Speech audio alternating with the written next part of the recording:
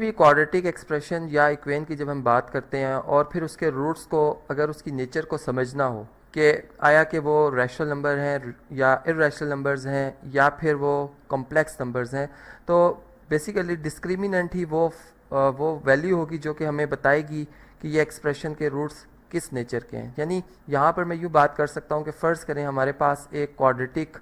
जो है वो इक्वेशन है स्टैंडर्ड फॉर्म में, जिसको हम लिख सकते हैं जी a x square plus b x plus c equal to zero. और जब हम इस पर क्वाड्रेटिक फार्मूला अप्लाई करते हैं इसे सॉल्व करने के लिए, तो हम जानते हैं कि जी क्वाड्रेटिक फार्मूला हमारे पास होता है x equal to minus b plus minus square root of b square minus 4ac divided by 2a। अब बेसिकली ये वो फार्मूला जिसे हम किसी भी क्वाड्रेटिक पेन के फैक्टर्स जो हैं वो बड़ी आसानी के साथ फाइंड कर लेते हैं, प्रोवाइडेड डैट के इसमें हम ये बात जानते हैं कि जो coefficient of the leading exponent है यानी a की वैल्यू ज़ीरो नहीं होगी, और फिर ये जो a और b और c ये तमाम हमारे पास जो है वो रैशनल कोफिशिएंट्स हैं। ठीक, और अगर हम इसको इरेशनल पे लेके आएँ तो वो फिर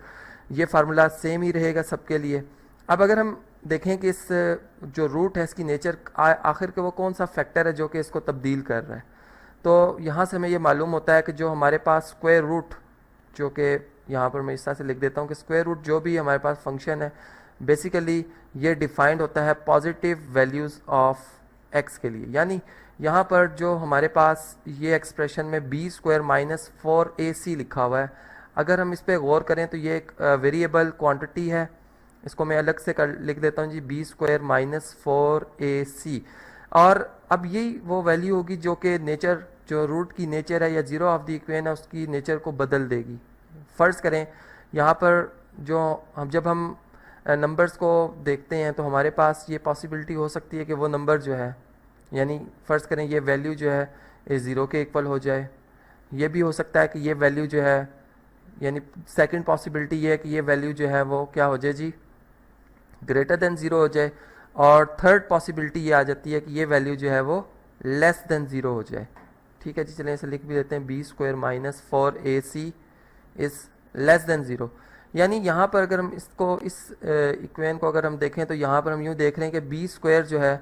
वो इक्वल टू 4ac आ रहा है। ठीक, यानी 4ac को मैं अगर राइट साइड पे शिफ्ट करता हूँ तो मेरे पास ये रिलेशन आ जाता है। इसी तरह अगर मैं यहाँ पे देखता हूँ तो बी स्क्वायर जो है ये 4ac को अगर हम राइट साइड पे शिफ्ट करें तो ये ग्रेटर आ जाता है 4ac से, b square is greater than 4ac and. और अगर इस इन इक्वेशन को अगर हम देखते हैं तो यहाँ से हम ये देख रहे हैं कि बी स्क्वायर जो है वो लेस देन 4ac आ रहा है। यानी आप यूँ भी समझ सकते हैं कि इक्वेशन में जो कोफिशिएंट ऑफ x है जो कि हम b कहते हैं, अगर ये इसका स्क्वायर जो है वो 4 टाइम्स ऑफ ac के बराबर होगा